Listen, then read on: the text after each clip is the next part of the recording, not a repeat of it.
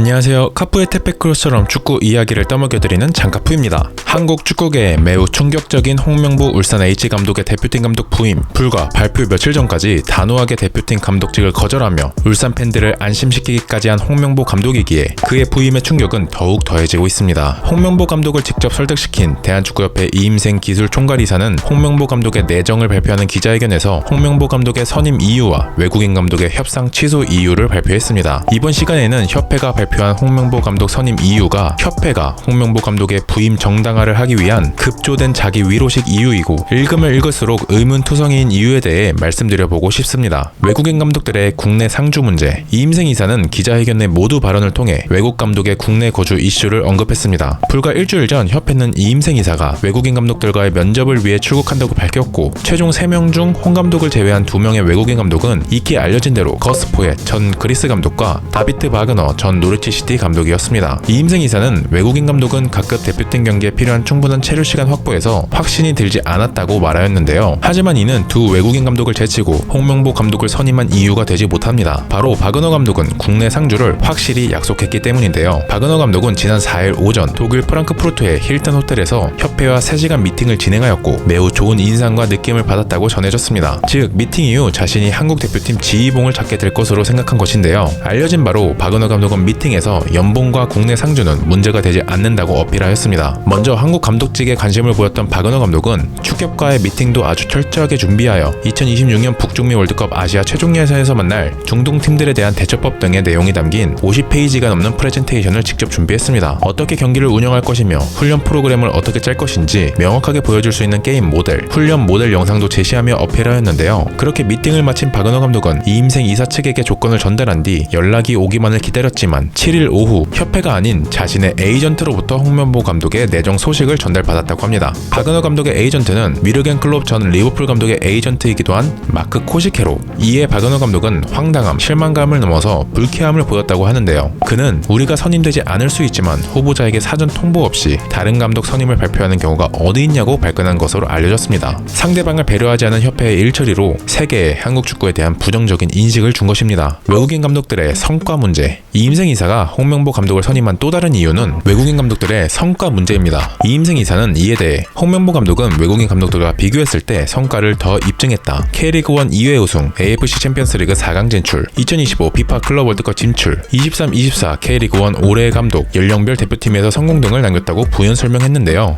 이후 질의응답 시간에선 2012 올림픽 동메달 성과를 추가하기도 했습니다. 물론 이는 국내 감독들 중 뛰어난 성과인 것은 맞으나, 그렇다면 홍명보 감독과 최종 후보였던 바그너, 포엣 감독은 어떨까요? 먼저 한때 기성용의 감독이기도 했던 포엣 감독의 커리어 중 가장 인상 깊은 장면은 10-11 시즌 브라이튼을 이끌고 2부 챔피언십 승격, 그리고 13-14 시즌 썬더랜드를 이끌고 EFL컵에서 첼시와 맨유를 격파한 후 준우승을 거둔 것이며, 그 이유는 부임했던 팀마다 주로 성적 부진으로 경질되었습니다. 하지만 바그너 감독은 다소 다릅니다. 트로피에 대한 횟수는 홍명보 감독에 비해 적으나 유럽 축구계에서 전술적인 역량을 인정받았다는 점은 부인할 수 없는데요. 대표팀 감독직에 매우 열정을 보인 바그너 감독은 2015년 11월 챔피언십 허더스필드 감독의 부임 후 16-17 시즌 팀의 45년 만에 프리미어리그 승격을 이끌었습니다. 승격한 다음 시즌에는 1992년 EPL 출범 이후 어떤 팀도 해내지 못한 승격팀의 개막 2연승과 9라운드 무리뉴가 이끌던 맨유를 65년 만에 꺾는 등 팀과 리그의 역사를 바꾸며 잔류를 이끌었습니다. 다음 시즌 얇은 선수층의 한계를 절감하며 강등권에 머물다 1월 변화의 필요성을 이유로 구단의 사임 의사를 밝히면서 팀을 떠났는데, 허더스필드 딘 호일 회장은 떠나는 바그너 감독에 대해 지난 3년 반 동안 성과에 대해 감사의 인사를 먼저 하고 싶다. 바그너 감독의 지휘 아래 우리는 거의 50년 만에 가장 높은 자리를 경험하는 추억을 만들었다라고 감사를 표할 정도로 구단 역사에 한 획을 그은 감독으로 남아있습니다. 2019년 5월 분데스리가 샬케에 부임한 후에는 무려 18경기 무승이라는 부진에 빠지며 경질당하였으나, 다음 팀이었던 스위스 영보이즈에선 팀의 3년 만에 챔피언스리그 진출을 확정짓고 조별리그 첫 경기였던 맨유와의 경기를 승리하는 이변을 보여주기도 했습니다. 그리고 2023년 1월 부임한 챔피언십의 노리치 시티에선 전반기 중위권을 전전하던 팀의 부임에 승격 마지막 플레이오프까지 진출하였지만 리즈 유나이티드의 패에 승격에 실패하며 스스로 사임하였습니다. 분명 우승 횟수 등에서는 홍명보 감독이 가장 앞서 있고, 한국 축구 역사상 첫 올림픽 메달과 17년 만에 울산의 리그 우승을 이끈 홍명보 감독의 역량을 폄하할 의도는 없지만,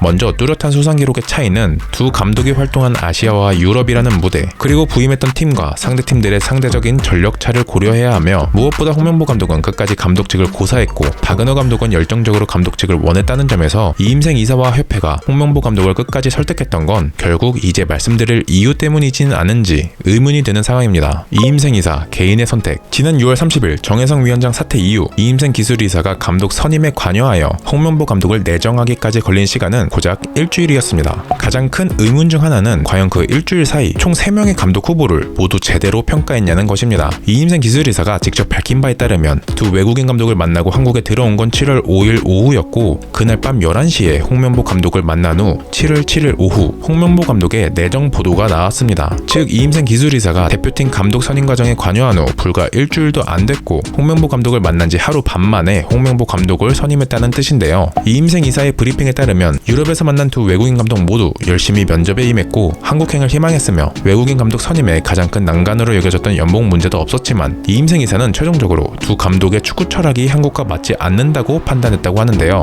여기서 두 외국인 감독 후보를 선택하지 않은 것이 이임생 이사 개인의 판단이라고 의문이 드는 건 두 외국인 감독과 한국 축구 철학의 차이는 사실 두 외국인 감독을 만나는 유럽 출장 이전에도 이미 확인할 수 있는 내용이었고 정황상 해당 이유로 애초부터 두 감독을 선임하지 않을 계획이었다면 보여주기식 협상을 위한 출장이 아닌 전력 강화의 논의를 통해 후보군을 재구성하는 게 맞는 방향이었을 것입니다. 결론적으로 두 외국인 감독을 만나고 온 후 감독 선임을 함께 결정하는 전력 강화 위원회를 소집하는 것이 아닌 늦은 밤 바로 홍명보 감독을 찾아간 것은 애초에 외국인 감독 선임은 계획에 없었으며 이들에 대한 꼼꼼한 검증도 있을 수 없었다는 걸 증빙합니다. 애초에 외국인 감독은 배제였던 걸까? 이임생 이사가 기자회견에서 밝힌 홍명보 감독 선임 이유 중에서는 외국인 감독은 애초에 지킬 수 없는 항목 또한 존재합니다. 연령별 대표팀과의 연계성, 전술을 입히는 시간의 부족함, 그리고 한국 선수를 파악할 시간 부족 등이 해당합니다. 놀랍게도 이임생 이사가 말한 이 이유들은 어떠한 외국인 감독이 부임하든 생길 수밖에 없는 리스크입니다. 이러한 리스크를 당연히 숙지한 상황에서 전력강화위원회가 5개월간 다양한 외국인 감독들을 추리고 논의한 것인데 이임생 이사가 이러한 이유들로 홍명보 감독을 선임하게 됐다고 발표하는 것은 참으로 어이가 없는 내용이라고 느껴지기까지 합니다. 또한 박주호 위원에 따르면 전력강화위원들 중에서도 애초 국내 감독만을 주장한 위원이 있었다고 하는데요. 외국인 감독을 거절하는 이유 하나 제대로 말하지 못하면서 처음부터 홍명보 감독만을 주장한 위원이 있다고 밝혀 대한축구협회의 대표팀 감독 선임 절차 구석구석이 아직도 병들어 있음을 알 수 있었습니다. 지난 일요일 오후 홍명보 감독 선임 뉴스를 접했을 때도 충격이었지만 이후 밝혀지는 협회 내부의 모습과 선임 이유를 들으며 더욱 큰 충격에 빠지는 것 같습니다. 여러분은 홍명보 감독의 재부임에 대해 어떻게 생각하시나요? 댓글로 자유롭게 의견 작성 부탁드리며 이상 택배크로스 장인 장카프였습니다.